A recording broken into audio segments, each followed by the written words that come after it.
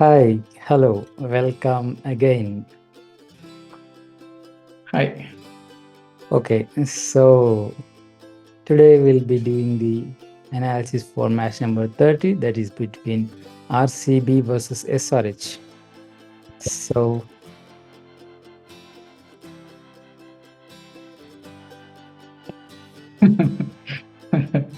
ఏం జరిగింది అక్కడ?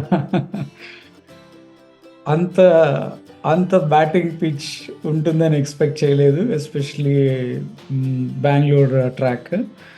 వీళ్ళు హైదరాబాద్ బెంగుళూరు వెళ్ళేటప్పుడు మీరు చెప్పినట్టు ఒక ప్యాచ్ని తీసుకెళ్ళినట్టున్నారు హైదరాబాద్ వాళ్ళు.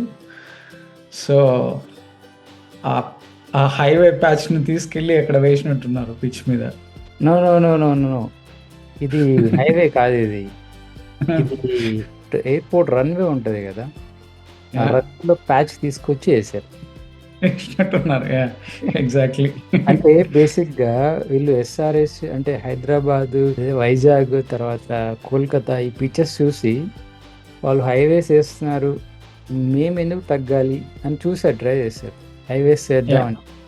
బట్ వాళ్ళకి హైవేస్ కొత్త ఏం కాదు, రెగ్యులర్గా వాళ్ళు హైవేస్ వేస్తూనే అది అలా అలా ఆర్సీబీకి అనేది ట్రెడిషన్, అది హైవేస్ వేయడం అనేది. అందుకనే వాళ్ళు ఈసారి చూసి మంచి ఇంకేమన్నా కొత్తగా ట్రై చేద్దాం అని చెప్పేసి ఈసారి ఆ రన్వే ప్యాచ్ ఉంటుంది కదా దాన్ని తీసుకొచ్చేసారు. మైండ్ బ్లోయింగ్ అసలు. ఈ సీజన్ కాంపిటీషన్ ప్లేయర్స్కి మాత్రమే ఉంటుందని అనుకున్నాం, కానీ పిచ్ క్యూరేటర్స్ కూడా కాంపిటీషన్ ఉందని. దేవర్ అబ్సల్యూట్లీ ఫెంటాస్టిక్ అసలు. What a match, fantastic match. Interesting factor ఏంటంటే Hyderabad one only by 25 runs. Just imagine the margin. That is the super surprise. They were never out of the game అసలు. Last overs వరకు they were never out of the game. DK ఆడుతూనే ఉన్నాడు, కొడుతూనే ఉన్నాడు పాపం. ఎంత కొట్టినా సరిపోవట్లేదు, ఆ రేంజ్లో కొట్టాలి. మరి 287 ఏంటిది అసలు, మెంటల్. 287 చేజింగ్ చేయడం అనేది హైలీ ఇంపాసిబుల్ ఎనీ గ్రౌండ్. ఎలాంటి పిచ్ ఉన్నా కూడా ఇట్స్ హైలీ ఇంపాసిబుల్. ఎందుకంటే స్టార్టింగే 18 తోటి స్టార్ట్ చేయడం అంటే okay, initial 6-7 hours you can try. But after 6-7 hours అయిన తర్వాత నెక్స్ట్ డే అయితే 8 hours ఉంటాయో అవి అదే మొమెంటంతో వెళ్ళడం అనేది హైలీ ఇంపాసిబుల్ ఏ మ్యాచ్కైనా, ఎటువంటి మ్యాచ్కైనా కూడా. అవును, నాకు అనిపించింది ఎస్ఆర్హెచ్ బౌలింగ్ సరిగా వేయలేదు అనిపించింది లిటరలీ. అలానే ఉంది. ఐ మీన్ ఇనిషియల్గా మార్కండే ప్లస్ ప్యాట్ కమిన్స్ వేసారే తప్ప రిమైనింగ్ ఎవరు అంత ఎఫెక్టివ్గా చూపించలేదు. I mean everyone, even Bhuvneshwar, Unadkat, Natarajan, everyone went for so many runs.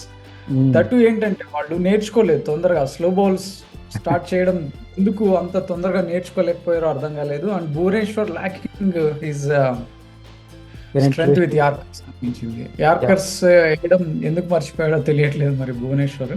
So he has to work on it, he has to come back. But వాళ్ళకి కూడా జాలి చూపించారు యాక్చువల్లీ ఎస్ఆర్హెచ్. మరీ ఫ్యాన్స్ డిసప్పాయింట్ చేయడం ఎందుకు, అసలే ఆర్సీబీ పోతూనే అది కూడా ఒక ఫ్యాక్టర్. పాపం ఫ్యాన్స్ ని డిసప్పాయింట్ చేయకూడదని వాళ్ళు కన్సిడర్ చేశారు కాస్త. ప్లస్ వీళ్ళకి బ్యాటింగ్ లో చూస్తే పాపం వాళ్ళే ఆడుతున్నారు. ఈ మ్యాచ్ లో గ్లెన్ మ్యాక్స్వెల్ ఉండుంటే అసలు పండుగ చేసుకున్నాం.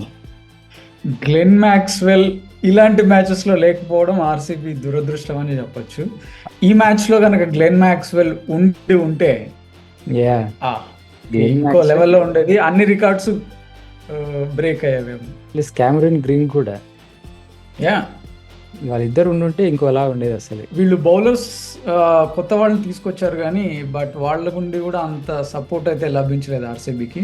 ఓవరాల్గా చూస్తే మనం నిన్న ఎలా అనుకున్నామో 1-sided గేమ్ ఉంటుంది, ఎస్ఆర్హెచ్ రెడీగా ఉండాలి ఆర్సీబీ 200+ చేస్ చేయడానికి అని, ఎగ్జాక్ట్గా అదే జరిగింది.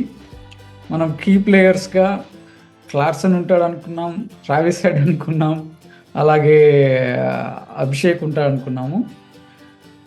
అబ్సల్యూట్లీ ఎగ్జాక్ట్గా అదే జరిగింది. They have started off with a flyer. I think ఒకటేంటంటే ట్రావిస్ హెడ్ నుండి నాకు నచ్చని విషయం ఏంటంటే ఫస్ట్ బాల్ డిఫెన్స్ ఆడడం నాకు నచ్చలేదు. అదొకటే చాలా ఆహ్, నచ్చని విషయం ట్రావిస్ హెడ్ నుండి. అది ఆ ఒక్క ప్రాబబ్లీ బాల్ వేస్ట్ చేయడం ఎందుకు? యాహ్!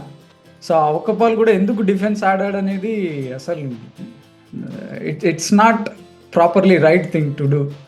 మేబీ కాస్త స్వింగ్ ఏమన్నా వస్తదేమో అని ఎక్స్‌పెక్ట్ చేసాడేమో. కానీ ఏమో మరి. ఇది ఆ పాపం. ఒక్క బాల్ కూడా డిఫెన్స్ ఎందుకు ఆడడం? అసలు డిఫెన్స్ అనేది it's out of the game actually చెప్పాలంటే. అవును. బట్ సో, టాస్ అయితే ఆర్‌సీబీ గెలిచారు పాపం. వాళ్ళ చేతిలో ఉన్నది అదేదో గెలిచి బ్యాటింగ్ ఇచ్చారు ఎస్ఆర్‌హెచ్‌కి. కానీ తర్వాత ఏం జరుగుతుందనేది ప్రాబబ్లీ ఎక్స్‌పెక్ట్ చేయలేదు వాళ్ళు. ఊహించలేకపోయారు. వాళ్ళు చేసిన పెద్ద మిస్టేక్ ఏంటంటే టాస్ గెలిచి బ్యాటింగ్ చేయకుండా ఫీల్డింగ్ చేయడం. నిన్ననే మనం చెప్పాను. ఒకవేళ టాస్ గెలిచిన ఆర్‌సీబీ ఎస్ఆర్‌హెచ్‌కి బ్యాటింగ్ గనక ఇస్తే they are going to chase 200+ అనుకున్నాము. అది అలాగే జరిగింది. అండ్ వీళ్ళు 250 దగ్గర ఆపుతారేమో అనుకుంటే ఆగలేదు. 288 వరకు తీసుకెళ్లారు. Samad wow! Exceptional innings. I think ప్రతి మ్యాచ్‌లోనూ last 2 overs changing the entire momentum of the game అని చెప్పొచ్చు. యెస్. డెఫినెట్‌లీ. ఫస్ట్ ఇన్నింగ్స్‌లో ఎస్పెషల్లీ రోడ్లేసినప్పుడైతే ఇంక అది చెప్పాల్సిన అవసరమే లేదు. 10 బాల్స్ 37 ఏంటి అసలు? ఆ! That's crazy. Yeah! Too much అసలు. నిన్న ధోని అనుకుంటే ఇంక మించిపోయాడు ఈడొచ్చి. యాహ్! యాహ్! అలాగే అయిపోయింది చూస్తుంటే. 10 బాల్స్ 37 ఇంక అన్‌బిలీవబుల్. ఏం మాట్లాడుకుంటాం నాకు అర్థం కాదు. ఆర్‌సీబీ గురించి మాట్లాడాలి.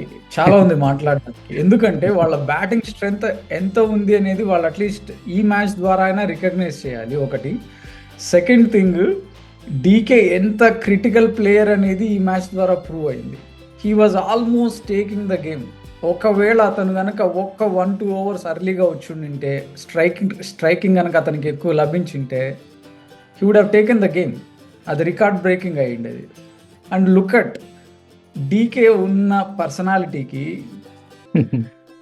107 మీటర్స్ 6 కొట్టడం ఏంటి? Unbelievable DK. He is exceptional player. But yeah! Mistakes చాలా చేశారు ఆర్‌సీబీ. ఓవరాల్‌గా చూస్తే టాస్ గెలిచి బ్యాటింగ్ ఇవ్వడం అనేది ఫస్ట్ మిస్టేక్. దానికి తోడు బౌలింగ్‌లో కూడా చేంజెస్ అంత తొందరగా చేయలేకపోయారు. And every phase SRH capitalized it so well. Yeah! Abhishek and Travis said 100 run partnership, unbelievable. Yeah! దాని తర్వాత క్లాసన్ వచ్చాడు. అది వేరే విషయం అనుకుందాం. యాహ్! అది కాకపోతే ఆర్‌సీబీ బౌలింగ్‌లో కొత్తగా చేంజెస్ ఏమైనా తీసుకురావాలనుకుంటే తీసుకొచ్చారు. లాకీ ఫర్గ్యూసన్ అని మనం అనుకున్నట్టు తీసుకొచ్చారు. గ్లెన్ మ్యాక్స్‌వెల్ ప్లేస్‌లో. But no. వాళ్ళకి పెద్ద వర్కౌట్ అవ్వదు. బేసికలీ వాళ్ళు when you have a batting track you need to strengthen the batting. మరీ 287 కొట్టి అంత రేంజ్‌లో కొట్టించుకున్నారంటే ఏం చెప్పాలి ఆర్‌సీబీ గురించి. పాపం దీన్నే పిచ్చగొట్టుడు అంటారు. పాపం అనిపిస్తుంది కానీ మళ్ళీ నెక్స్ట్ మ్యాచ్ కాకుండా నెక్స్ట్ మ్యాచ్ మళ్ళీ ఎస్ఆర్‌హెచ్‌తోనే ఉంది వాళ్ళకి.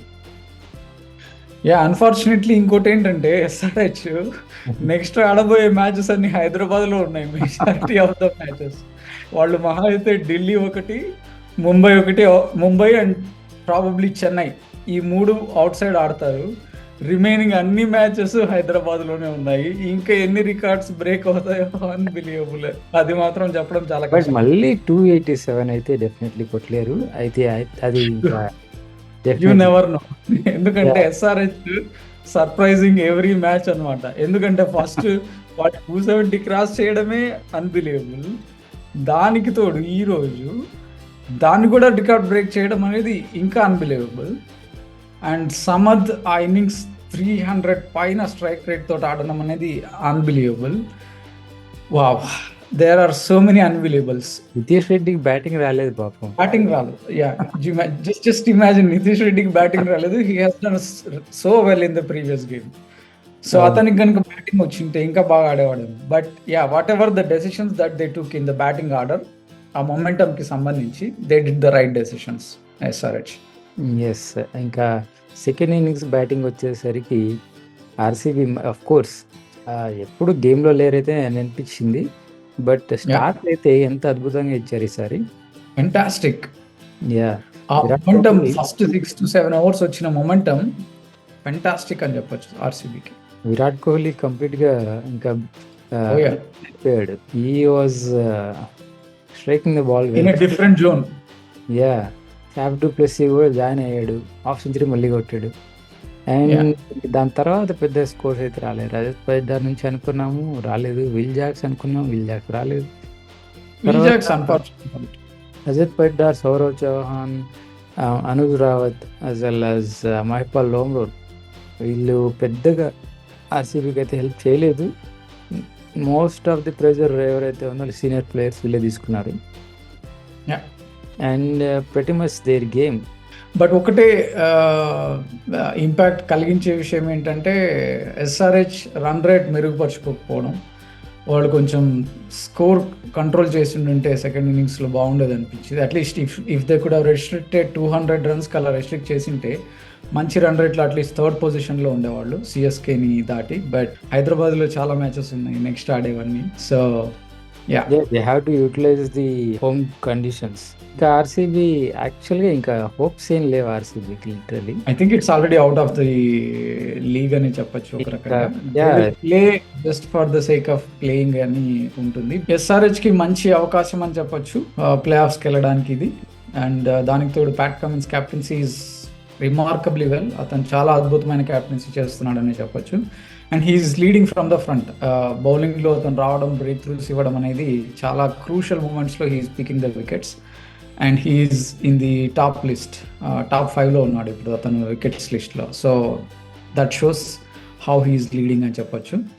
And that is probably the good thing for SRH moving in to play offs. Yeah. Yes, sir. So that is preview for this match. Hope you enjoyed the match as well as this show. So thanks for joining. Yeah, thank you.